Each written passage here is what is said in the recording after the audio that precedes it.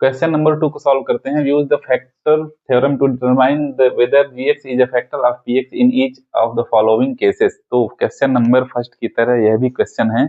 Px एक polynomial दिया हुआ है, जीएक्स दिया हुआ है, तो हमें यह डिटरमाइन करना है कि जीएक्स पीएक्स का फैक्टर है या नहीं है। तो हमें पता करना है कि जीएक्स एक्स प्लस वन इसका फैक्टर है या नहीं है। तो इसके लिए सॉल्व करते हैं, क्वेश्चन नंबर 1 की तरह ही सॉल्व करना है। तो x प्लस वन दिया हुआ है, जी एक्स इक्वल्स टू, तो x प्लस वन से हमें x की वैल्यू चाहिए, तो x plus one equals to zero रखेंगे। x plus one equals to zero करेंगे, क्यों? क्योंकि हमें x की वैल्यू चाहिए, तो x इक्वल्स टू हो जाएगा -1। अब इस x की वैल्यू को px में रखना है। px इक्वल्स टू कितना दिया हुआ है, 2x cube plus x square minus 2x minus 1। तो यहाँ पे p माइनस वन रखेंगे, यानी x की जगह पे -1 रखना है। तो यह 2 multiply -1 cube plus -1 square,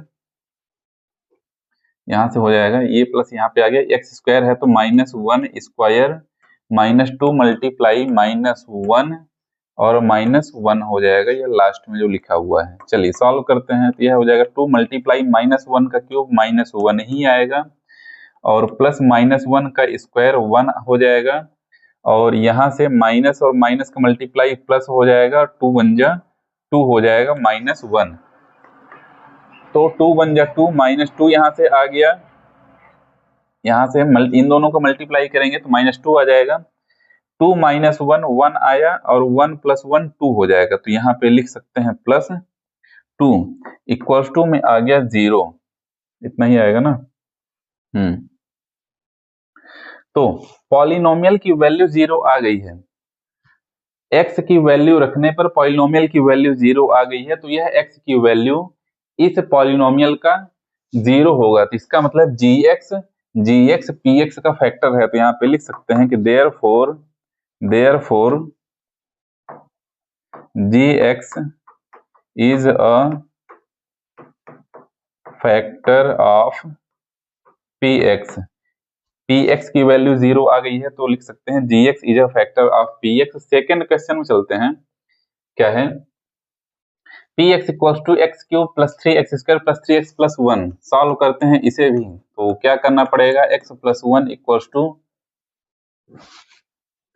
second x plus 1, इसमें क्या है, हाँ यहाँ पे gx की वैल्यू दी हुई है x प्लस 2, gx की वैल्यू दी हुई है x प्लस 2 इक्वल्स टू 0 करेंगे तो x की वैल्यू आ जाएगी -2। यहाँ पे x की वैल्यू आ गई है इसमें -2, क्योंकि gx x प्लस 2 दिया हुआ है।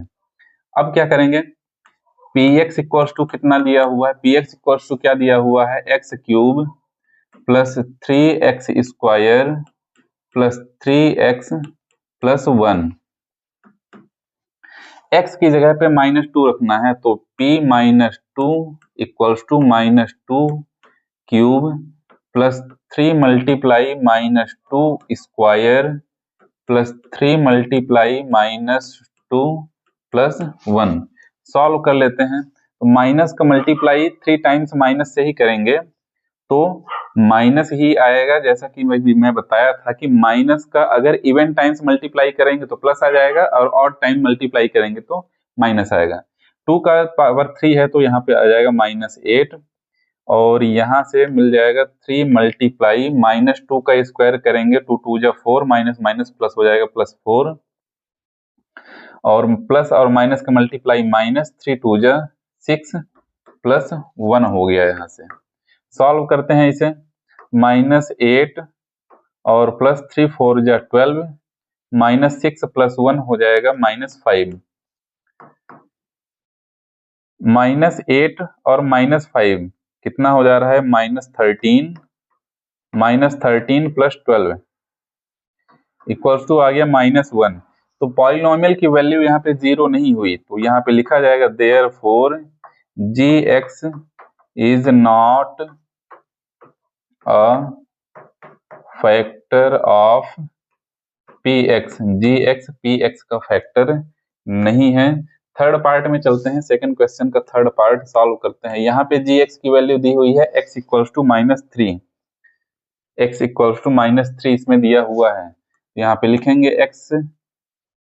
x इक्वल टू -3 नहीं, x -3 दिया हुआ है, gx की वैल्यू दी हुई है x -3, तो x -3 इक्वल टू 0 लिखेंगे तो मिल जाएगा हमें x इक्वल टू 3, x की वैल्यू 3 आ गई है। तो इस px में x की वैल्यू 3 रखना है। px कितना दिया हुआ है, x cube -4x square plus x plus 6 equal to x की जगह पे क्या रखना है, 3 रखना है, तो हो जाएगा 3 cube -4 multiply 3 square plus 3 plus 6, 3 cube हो जाएगा 27 और -4 मल्टीप्लाई 3 स्क्वायर 9 प्लस 3 और प्लस 6 हो जाएगा plus 9, 27 minus 36 plus 9, 27 plus 9, 27 plus 9 कितना हो जा रहा है, 36 ही आ रहा है क्या, 36 माइनस 36 इक्वल्स टू पॉलिनोमियल 0 हो गया है, तो therefore gx is a factor of px, और इसी के साथ क्वेश्चन नंबर 2 समाप्त हो जाता है। अगले क्वेश्चन में चलते हैं 3rd नंबर में।